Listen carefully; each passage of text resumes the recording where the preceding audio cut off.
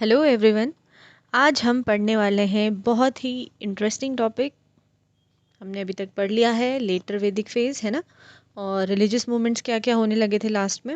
अब हम पढ़ेंगे महाजनपदास, कौन कौन से महाजनपद उभर के आए और कैसे मगधन एम्पायर यानी कि जो मगध था वो भी एक महाजनपद था और उसको उसका कैसे राइज हुआ। ठीक है, वो कैसे सबसे पावरफुल एम्पायर बन के उभरा। तो ये देखो, इस मैप में आप देख सकते हैं 16 महाजनपद बन चुके थे 600 बीसी के आसपास। महाजनपद मतलब ये बहुत बड़े बड़े एक तरह से लार्ज टेरिटोरियल एरिया में फैले हुए एम्पायर्स थे। तो 16 स्ट्रॉन्ग एम्पायर्स हमारे सामने आ गए थे 600 बीसी के आसपास, यानी कि लेटर वैदिक फेज के एंड में। ठीक है, इनमें से जो सबसे पावरफुल थे मैंने स्टार मार्क करे हैं, आप देखो कौशला, अवंती, वत्स और मगध एम्पायर थे। ठीक है, 16 तो थे ही, इनमें से 4 ये जो है आपको बहुत याद रखने हैं क्योंकि इनमें फाइट्स वगैरह होती रहती थी और ये काफ़ी पावरफुल थे उस टाइम के। ठीक है, अब देखो महाजनपद थे, पर ये हमें कहाँ से पता चलता है कि 16 महाजनपद थे। ठीक है, उसको सपोर्ट करने के लिए कोई प्रूफ्स, कोई फैक्ट्स हमें चाहिए जो कहीं पे मेंशन्ड हो, है ना।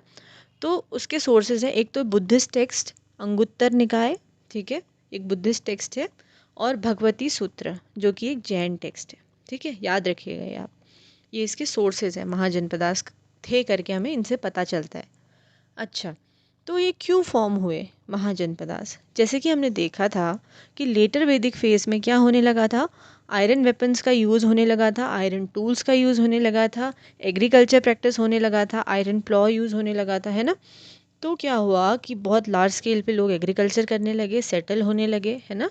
और फिर इस तरह से बड़े बड़े एम्पायर्स का फॉर्मेशन हुआ और जो राजा थे वो टैक्स लेते थे और क्या, वॉर्स होने लगे, यानी कि छोटे छोटे ट्राइब्स अब संगठित हो गए। जैसे एक बड़ा पावरफुल ट्राइब है, उसने बहुत सारे छोटे ट्राइब्स को हरा के बड़ा ट्राइब बना दिया, है ना, अपना एम्पायर फैलाने लगे। तो इस तरह से महाजनपदास का राइज हुआ। ठीक है, अच्छा ये हम मैंने यहाँ पे मेंशन कर रखे हैं, पॉइंट्स आप पढ़ सकते हैं। ठीक है, सेम चीज़ है।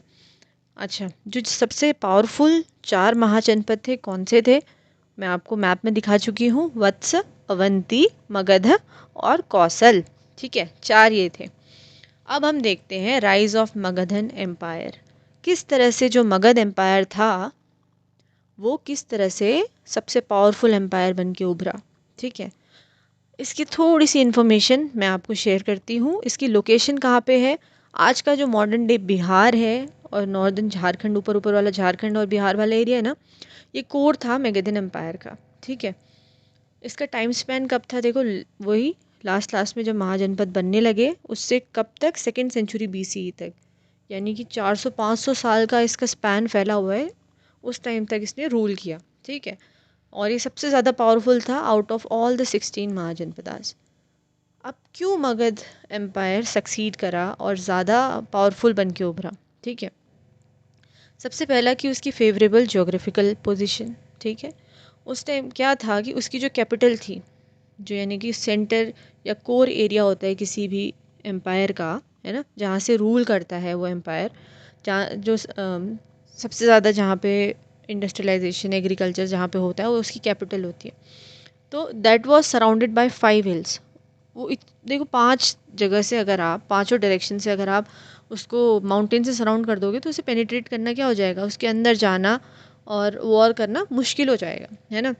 और दूसरी जो इनकी कैपिटल थी, लेटर लेटर फेजेस में उन्होंने अपनी पाटलिपुत्र शिफ्ट कर दी थी जो कि कैपिटल, तो वो भी बहुत ही जोग्राफिकली एडवांटेजियस पोजीशन पे थी क्योंकि वो कई सारी रिवर्स से सराउंडेड थी। ठीक है, तो क्या होता था, रिवर्स और ट्रिब्यूटरीज का ऐसा नेटवर्क था कि फटाफट फटाफट ट्रांसपोर्ट हो जाता था और अटैक करना ईजी हो जाता था। ठीक है, आसानी से आप सेना को एक जगह से दूसरी जगह ले जा सकते हो नाव वगैरह की मदद से। ठीक है, और तीसरा सबसे इम्पॉर्टेंट रीज़न जो मुझे लगता है वो है कि आयरन ओर्स वहाँ पे बहुत ज़्यादा है। आज भी आयरन माइनिंग सबसे ज़्यादा कहाँ होती है, झारखंड वाले रीजन में होती है ना।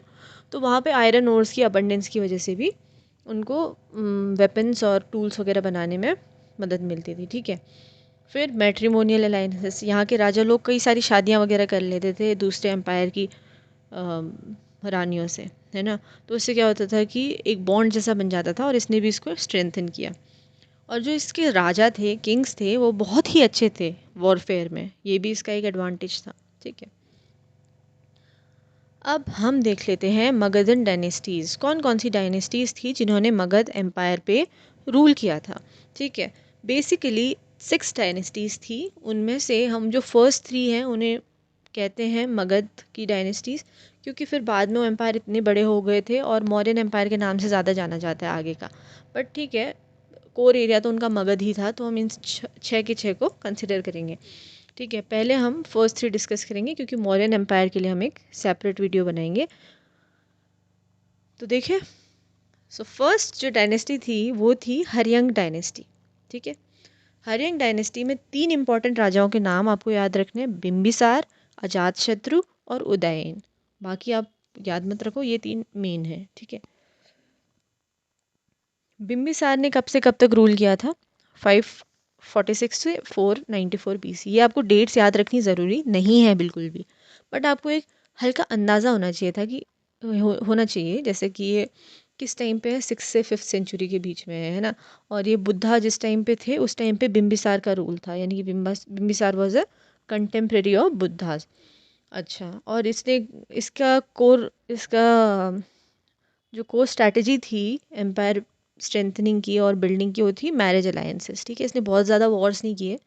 अजात शत्रु जो इसका बेटा हुआ, उसने काफ़ी ज़्यादा वॉर्स वगैरह करके जीता एम्पायर के लिए। ठीक है, तो अजात शत्रु नेक्स्ट आता है, उसने एक्सपेंशन किया वॉर्स के जरिए, और फर्स्ट जो बुद्धिस्ट काउंसिल थी उसने ऑर्गेनाइज कराई कहाँ? राजगीर में। इस टाइम पे कैपिटल क्या थी? राजगीर ही थी। फिर आई शिशुनाग डायनेस्टी। शिशुनाग डायनेस्टी का 2 ही इंपॉर्टेंट रूलर हैं, शिशुनाग और काल अशोक।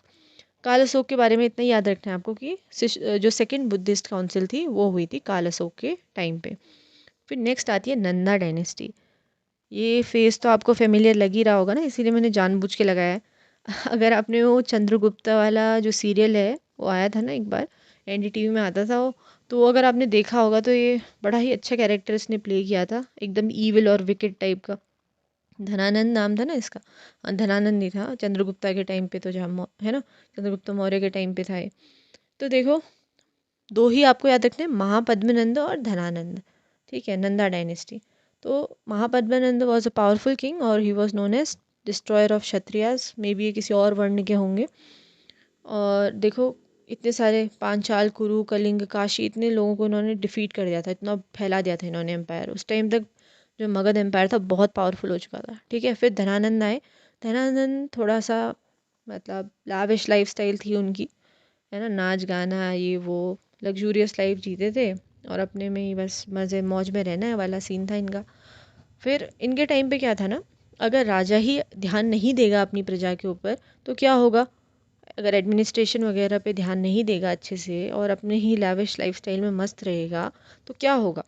है ना, अपने वो तो अपनी मनमानी करेंगे जो एडमिनिस्ट्रेशन वाले होंगे। तो इसी वजह से करप्शन वगैरह बहुत बढ़ गया था, है ना। अमात्य वगैरह जो होते थे उनकी डोमिनेंस होने लगी थी। ठीक है, सोसाइटी में अपनी मनमानी करने लगे थे वो। और इस टाइम पे ही अलेक्जेंडर का इन्वेजन भी हुआ था। ठीक है, थैंक यू। आज के लेक्चर में हम इतना ही डिस्कस करेंगे। नेक्स्ट लेक्चर हमारा होगा